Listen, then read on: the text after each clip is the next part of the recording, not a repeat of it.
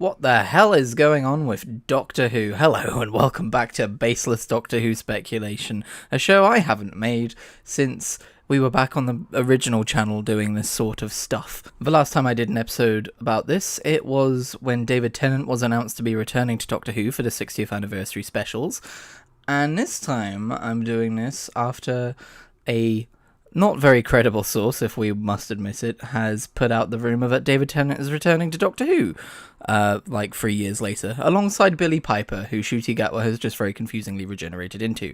That sets the stage for anyone who might for some reason be watching this video in the future and needs to know just what knowledge I had back then. Now, just to be abundantly clear, the David Tennant thing might just not be true. It comes from The Sun, and The Sun is not a reputable source of information, or, I guess more accurately, it hears things and then spins them, and you have to try and guess what the actual thing that they heard really was. But this is based on the news that apparently David Tennant will be returning to Doctor Who alongside Billie Piper for a special episode at some point in the future. And we've had other YouTube channels and kind of people who get invited to media tours, like people who make content like that, they have taken up this and gone, like huge pinch of salt, but maybe let's talk about it. And that kind of makes me think there's a chance that they might have some insider information but not allowed to talk about, which lends credence to this. So we're going to talk about it, but we're also going to talk about the idea of Billie Piper returning and the issue with Disney in general, because this show is getting well and truly moused right now. So first of all, in regards to the idea of David Tennant returning, I think if this is true, and we're just going to treat it like it is for the sake of being able to talk about it, it would be to, Ncuti regenerates into Billie Piper. Billie Piper goes, why am I here? Maybe she's Rose Tyler, maybe she's Bad Wolf, maybe she's the TARDIS. And what does she do? She goes and seeks out the Doctor, the only living Doctor, if we're going to be timey-wimey about it. Technically, they're all alive, but in terms of show canon, the only living Doctor, if she's not the Doctor, would be 14. So maybe she goes and sees 14, and maybe this is an attempt to quote-unquote wrap up 14's story, which I have a problem with. Unlike apparently 90% of this show's fanbase, I've never had a problem with 14's ending. I don't think he's a loose end. I don't think he was supposed to be set up for a return at some point. I think the 14th Doctor's story was a beautiful culmination of the 10th Doctor's story arc in regards to, identity and vanity and being afraid of changing and being afraid of change in general, which is kind of the antithesis of what the show is about. You look at most other regenerations, most of them have been maybe not joyful, but they've been like, okay, cool, on to the next thing. Whereas 10 said, I don't want to go. And on a previous Baseless Speculation, I talked about how I would like 14's story to be about that, about him coming back and I guess his mind or his brain or his version of himself coming back and being like, oh, why am I back? I was afraid of change.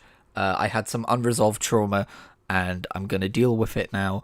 And I think that's what that did. And I think the scene in the garden at the end was a beautiful ending. I think it was perfect for his character, even though his character is also the Doctor of other generations. But it was perfect for David Tennant's Doctor's character. But I think it became quickly apparent when pretty much every interviewer ever asked Russell T Davies when 14 was going to return, and he gave that frustrated response of, you know what, I've just decided he drowned in Venice in 2107 or whatever it was. He's dead now and it's really sad and you're never going to hear from him again. I think that jokey response came from this idea of I've told his story, we're done with the character, why are we so obsessed with him? But people have difficulty seeing 15 run around and have these world-ending dilemmas to confront, and 14 is apparently still sat in that garden drinking his tea, watching it all happen and going, this is fine. I think maybe people need to consider the idea that it was mentioned that he took Rose for a trip to the moon, and so there's every opportunity that he's still out there travelling, doing 14 adventures, and he's just not around. Have you ever watched Torchwood? He's not around in Torchwood and it's not an issue there. I think what Russell T Davies was maybe hoping for was for people to come at this with an MCU mindset of, you can have a Spider-Man movie and not wonder why Captain America isn't showing up to solve the situation. But because the universe is so much smaller in scope and main characters, I don't think that maybe worked for the way he was intending. I mean, it's also larger in scope, but you know what I mean. And I just think it's such a shame that we've got this perfect ending for David Tennant's iterations of the Doctor now in jeopardy because this fan base is demanding that we tie up his story that's already been tied up. So now we're going to have to bring back probably 14 and have him in danger again and probably kill him off so people will stop asking about him, or have him regenerate because we still don't really have any solid rules around by generation, and it's a bit of a mess. And I know that what they would probably do is have him regenerate and then in all the press be like, this is the 16th Doctor. But I do worry that that would still, in the eyes of some people, sideline Ncuti Gatwa's Doctor as that weird by generation 2-season Doctor. Which leads me to my next opinion. I want Billie Piper to be the 16th Doctor. I think that could be really cool. I don't want her to just stick around for a single special as this weird interim character, or interim iteration of the Doctor. I think, unlike David Tennant, this is her having a new role if she's going to be the Doctor. It would be a new role for her as an actor. It's not just bringing back Rose Tyler, unless of course it is. And I think instead of treating her as a returning actor who should only be around for a couple of specials, we should treat her as a returning actor who's taking on a new role who should have a full go at being the Doctor. But yeah, I think it's a little too painfully transparent to viewers that Billie Piper was not the original plan.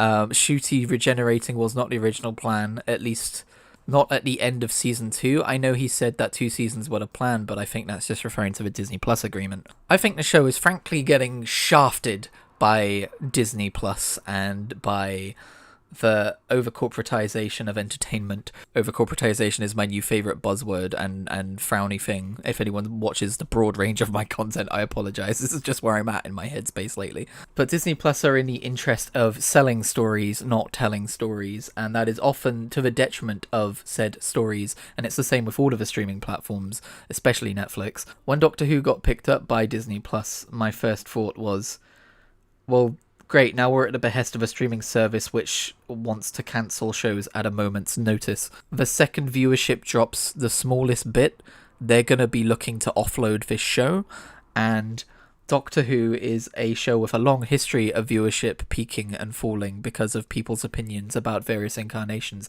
The nature of Doctor Who as a show is not necessarily on par or healthy to what streaming services require of their shows, which is constant growth, constant success.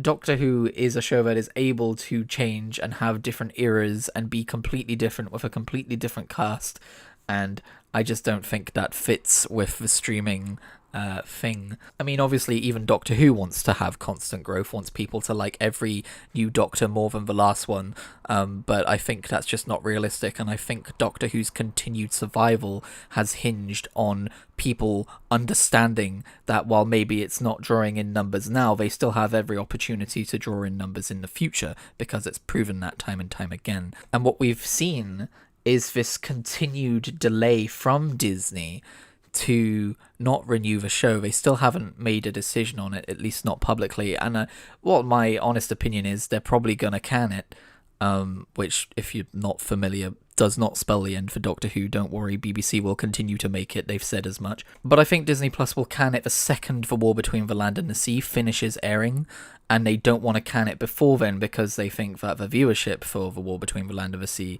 will drop off, and they do still want people subscribing to Disney Plus to watch it. But I think it's fair to say Disney do not value Doctor Who as something that they want to continue with, and I kind of saw this coming 3 years ago. I think they are the reason we lost Ncuti Gatwa early. I know he said 2 seasons was always the plan, but that's just because that's what his contract was. And I think the idea was for Ncuti Gatwa to do a 3rd season, but because of Disney oohing and ahhing and not renewing, Ncuti Gatwa's career was kind of on suspension, which is not fair for such a young and coming actor when he's getting so many offers to go and do so many amazing roles. I once saw a post saying, oh, you should be blaming Ncuti Gatwa for leaving. I don't know why everyone's pointing the finger at Disney. And to me, that just smells of someone who does not know how to link up cause and effect. To me, as a creator, as a writer, there is nothing more depressingly mercenary, I guess, than the way film and TV treats writing and art. And it's just all about money and it's all about growth. It's like the most capitalist focused storytelling environment in the world. And all I can think of is Joe Abercrombie in recent interviews, because I've been watching his kind of tour that he's been doing for his latest book, which I've just ordered, by the way. I'm very excited about that. But he keeps getting asked questions about, oh, there were rumors or there were rumblings about an adaptation of one of your previous works. Can you tell us how that's coming along? And the answer he keeps giving is, it's dead at the minute. It might not be dead in the future, and then it might be dead again, because what happens is you enter a boardroom with a bunch of people going, this is great, we want to do this and this and this, and we're going to have this plan for it, and you're going to change these things about it, and it's going to be such a big thing. And then you don't hear anything from them for a year, and you go back into the same boardroom, and it's completely different people, and they have completely different ideas and visions about what the future needs, and usually that doesn't align with what you were already building. And that just sounds so frustrating and depressing, and it explains so much about why these streaming services are constantly cancelling beloved shows and stuff. I think this industry is eating itself right now, and Doctor Who is suffering for it. But that's my rant. Thanks for sticking with it. I guess if we're going to do baseless speculation... Hang on, sorry, I'm talking about Doctor Who, not Star Trek. If we're going to do baseless speculation about the actual contents of this hypothesized special episode with Billie Piper and David Tennant, I do think it's going to be Billie Piper is some kind of incarnation of either the TARDIS or Bad Wolf. She's probably going to run into, I don't think she'll actively seek out, she'll probably run into the 14th Doctor, who will of course go, Rose? Maybe she'll learn about who Rose was. I feel like that could be a fun little quirk of a narrative to really like mine the emotional feelings of people watching. And then I don't know, either 14 dies or Bad Wolf incarnation does, and then one of them regenerates and Doctor Who goes on, probably with a new showrunner at that point, honestly. I kind of hope that's not the case. I want to see RTD stick around and wrap up the Susan plotline and all of this, but I think it's fairly obvious at this point that that was all the plan for going into a season 3 with Ncuti, and now that that's not happening, we've had interviews of RTD going, I don't know if I would stick with a show if Ncuti left, so I don't know. I feel like this special might be like a wrap-up special of, I'm going to wrap up the plot lines. I don't know if Susan would be involved in it because of that. I don't know if Rogue would be involved in it because of that, because, you know, Rogue seemed very much to be a 15th Doctor romance. It's just a mess. It's just a mess. I feel bad for the writers and showrunners and actors and all the crew who work on the show whose careers are up in the air because of Disney's bullshit. I really am laying the blame at Disney's feet here. No two sticks about that. But also, I guess I could argue that maybe there should have been more foresight involved, more research into the way streaming services treat shows.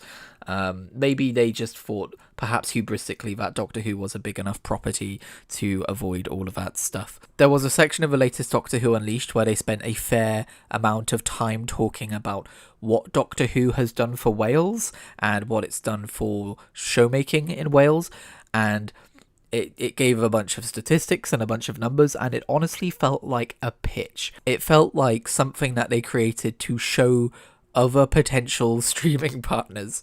It was really weird. But yeah, I think that's all I've got to say on the matter. Actually, no, I do have one more thing to say on the matter regarding David Tennant. My initial reaction was like, again?